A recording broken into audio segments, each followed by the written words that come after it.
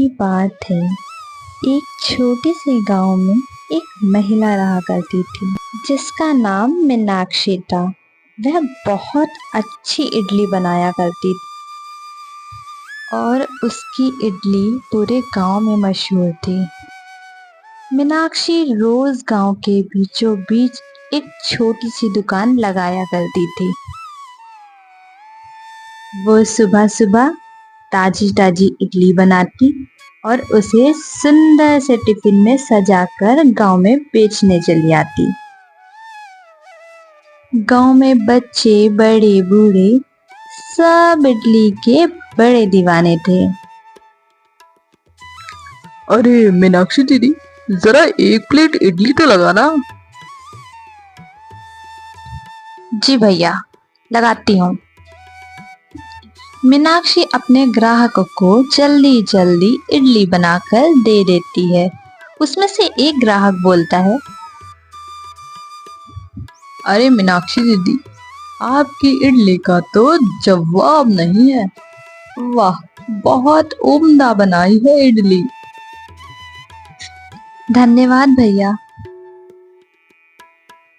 काफी शाम हो जाती है और अंधेरा भी छा जाता है। मीनाक्षी अपनी दुकान बंद करके अपने घर वापस चली जाती है।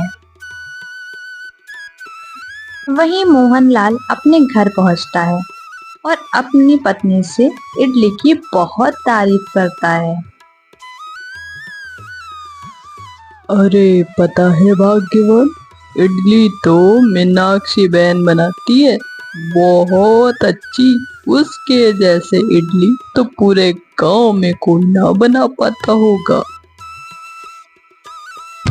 मोहनलाल की पत्नी उससे चिढ़ जाती है और उससे कहती है, अच्छा तो अब मैं भी कल से इडली वड़ा की दुकान लगाऊंगी और देखती हूँ कौन खाने आता है इडली, उसके यहाँ कि मेरे यहाँ, देखती हूँ। सुमन अगले ही दिन गांव के बीचों बीच पहुंच जाती है जहाँ पे मीनाक्षी हमेशा दुकान लगाती है। उसने उसी जगह दुकान लगाई जहाँ पर मीनाक्षी लगाती है। थोड़ी देर बाद जब मीनाक्षी अपनी दुकान लगाने के लिए उस जगह पर आई तो उसने देखा कि वहां पर तो कोई और है। उसने जाकर उससे पूछा, बहन आप कौन हैं? मैं तो यहाँ दुकान लगाती हूँ रोज इडली की। मैंने आपको पहले कभी यहाँ नहीं देखा। देखो देखो कैसे इतरा रही है। वो कुछ भी हो, यहाँ पे आज से मेरी दुकान लगेगी और सिर्फ मेरी। अपनी दुकान ले जा कहीं और। मीनाक्षी सुमन की ऐसी बात सुनकर बहुत उदास हो जाती है और वह वापस अपने घर की ओर निकल पड़ती है। अरे माँ, आप इतनी जल्दी घर आ गई, क्या हुआ? आज दुकान नहीं लगी? मीनाक्षी अपनी बेटी को वहाँ की सारी बातें समझाती है और बताती है कि आज के बाद वह दुकान नहीं लगाएगी। इतना सुन के उसकी बेटी रोने लगती है और कहती है, माँ माँ, अब अब हम कैसे जिएंगे? अब क्या होगा हमारा? हम तो बहुत गरीब हैं। तुम परेशान मत हो बेटा, मैं और मेहनत करके घर से ही इडलियां बेचा करूंगी। तुम्हें परेशान मैं नहीं देख सकती बेटा।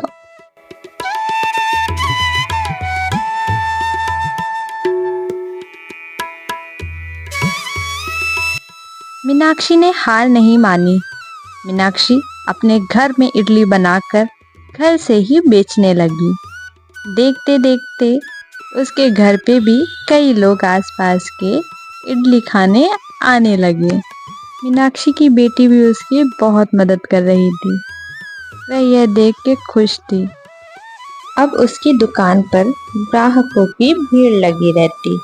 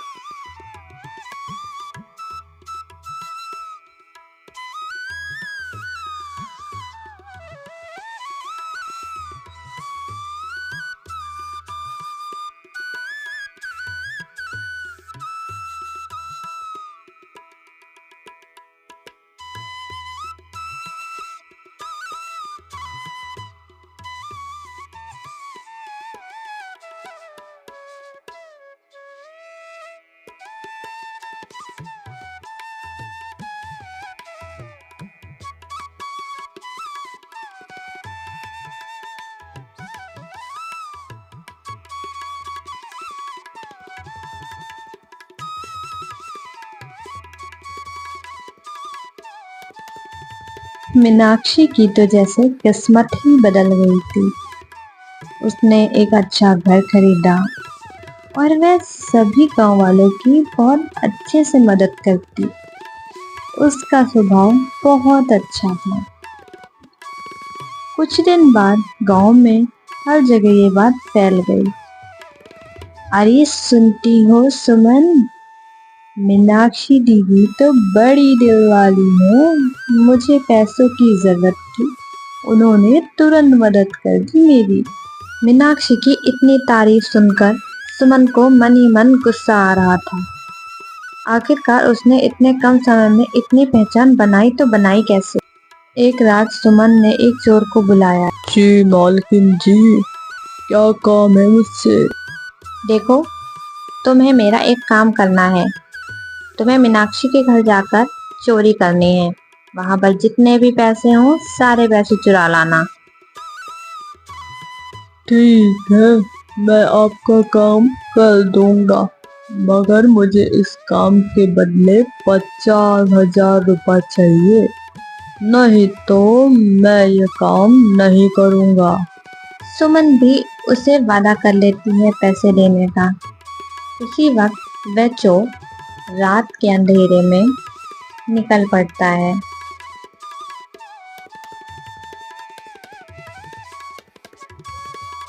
कुछ ही देर में वह मीनाक्षी के घर पहुंच जाता है। वह देखता है और सीधा घर के अंदर चला जाता है। पास के ही कमरे में सारे पैसे रखे हुए होते हैं। वह चोर सारे के सारे पैसे उठाकर फुर्र हो जाता है। सुबह जब मीनाक्षी उठती है तो देखती है वहां तो चोरी हो गई है। उसके सारे पैसे कोई ले गया है। तभी उसकी बेटी बोलती है, हाँ माँ, यहाँ तो 1 रुपए भी नहीं बचा, सारे के सारे पैसे चोर ले गए। मीनाक्षी जल्दी जल्दी सरपंच जी के पास जाती है और उनको वहां की सारी बातें बताती है।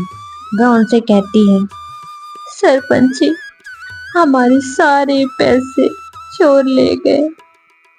कुछ दिन बीतते हैं। आखिरकार वह चोर पकड़ा जाता है। एक दिन चोर आखिरकार पकड़ा ही जाता है। सरपंच जी उससे डांट फटकार लगाकर उससे पूछ ही लेते हैं आखिर उसने किसके कहने पे ये चोरी की। सरपंच जी, मुझे माफ कर दीजिए, मैंने ये चोरी खुद से नहीं की, मैंने सुमन के कहने पर ये चोरी की, मेरी इसमें कोई गलती नहीं। चोर की ये बात सुन के सरपंच जी ने सुमन को वहां पर बुलाया।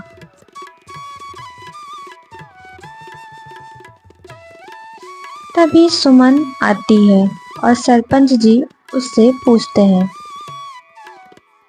अरे सुमन, क्या तुमने मीनाक्षी के घर में चोरी करवाई है? देखो, सच सच बताना। अरे सरपंच जी, मैं भला चोरी क्यों करवाऊंगी? मेरे पास पैसों की कमी है क्या? लगता है किसी दुष्ट इंसान ने मेरा नाम लगा दिया है सरपंच जी। मैं तो ऐसे बिल्कुल भी नहीं हूँ, चाहे आप किसी से भी पूछ लें। सरपंच जी को कुछ समझ नहीं आ रहा था। आखिर वह कैसे फैसला करें और सच का पता कैसे लगाएं। थोड़ी देर बाद सुमन का पति भी वहां पर आ पहुंचा। उसने सारी सच्चाई सरपंच जी के आगे रखी। सरपंच जी, मुझे माफ करिएगा, मेरी पत्नी ही चोर है। मेरी पत्नी मीनाक्षी से जलने लगी थी। उसकी सफलता पर उसे बहुत गुस्सा आता था, इसलिए उसने यह मिलकर षड्यंत्र रचा और उसके घर से चोरी करवाई ताकि वह फिर से गरीब हो जाए। सुमन बहन, हमने तो कभी सपने में नहीं सोचा था कि आप हमसे इतना जलती हैं। आखिर हमने आपका क्या बिगाड़ा है? देखो सुमन, तुम्हें इसकी सजा तो जरूर मिलेगी। तुम्हें यह गांव छोड़कर जाना पड़ेगा हमेशा के लिए। मैं ऐसे लोगों को अपने गांव में नहीं रख सकता। जो एक दूसरे से जलन भावना रखते हों और एक दूसरे की तरक्की से जलते हों।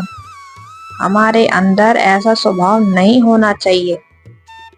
सरपंच जी, मैं अपनी पत्नी की तरफ से आपसे माफी मांगता हूँ। उससे आज के बाद ऐसी गलती नहीं होगी। हमें इस गांव से ना भगाएं, हमें यहीं रहने दें।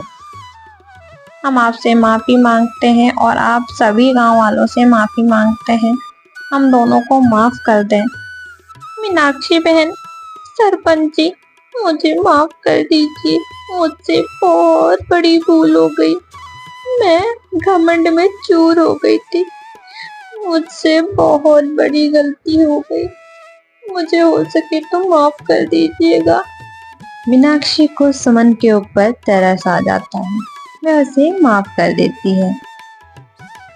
सुमन बहन, मैं तुम्हें माफ करती हूँ, लेकिन हमें ऐसा नहीं करना चाहिए। इस बात का ध्यान रखिएगा। अगर मनुष्य ही मनुष्य का दुश्मन बन जाएगा तो हम जिएंगे कैसे?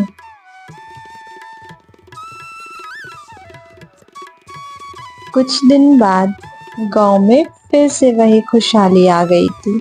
सब हंसी खुशी और मिलजुल कर रहने लगे। मीनाक्षी ने गांव में एक बहुत बड़ा रेस्टोरेंट खोल लिया और वह बहुत चलने लगा। मीनाक्षी की जीवन ने हमें यह सिखाया कि जीवन में कितनी भी कठिनाइयां और परेशानियां आए, हमें उनसे लड़ना चाहिए और जीतना चाहिए।